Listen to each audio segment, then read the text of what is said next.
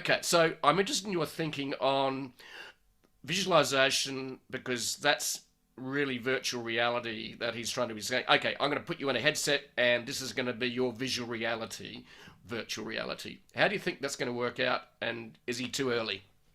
I don't think he's too early. I think that it's not going to be for everybody, obviously, because you mentioned like the idea of going around with a headset on all the time is crazy. But, helicopter gunship pilots have been wearing virtual reality helmets, for years. Mm, They have heads up displays and over the horizon. And I mean, you can't fly an Apache attack helicopter without the magic, augmented reality helmet because right. you don't it's you're not capable. And I suppose if you think about Formula One, you think about even when you back up and you're about to run into something and your car starts beeping at you. Mm, We're all living in this augmented reality world.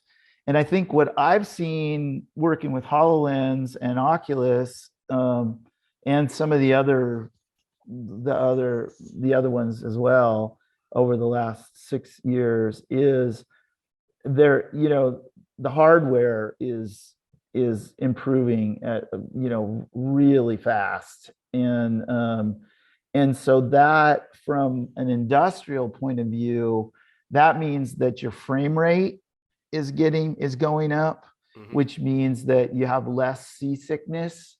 So if you're going to keep it on all day long with virtual reality, you need even more of a frame rate to be comfortable, like maybe 120 frames a second.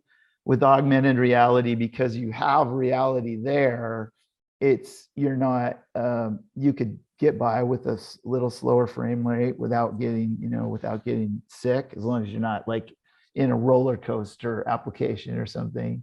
mm, But I think the other thing that's happened with the hardware is um, there's this blur between augmented reality now and virtual reality because the you know the thing that HoloLens did was it freed you up from the backpack, because it's mapping the room with its lidar, you right. know. So you don't need these external sensors to map the room and communicate that back.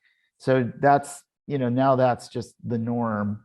And so the augmented reality are doing it too. So, I mean, the virtual reality. So like hand tracking instead of controllers, for example, hmm is like super doable.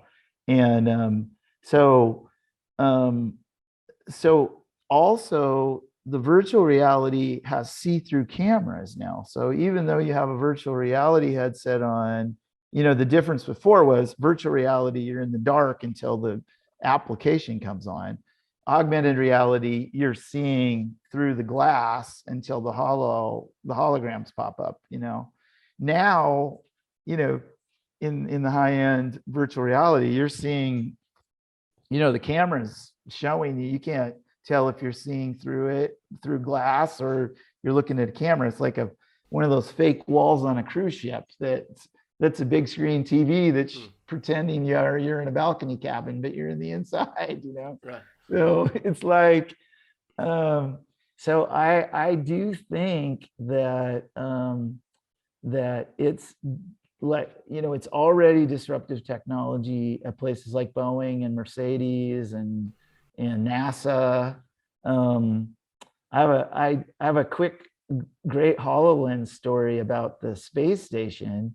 um, they had a water filtration system kit that was that the astronauts had to assemble in space, because if they assembled it beforehand, it wouldn't survive the G's on takeoff.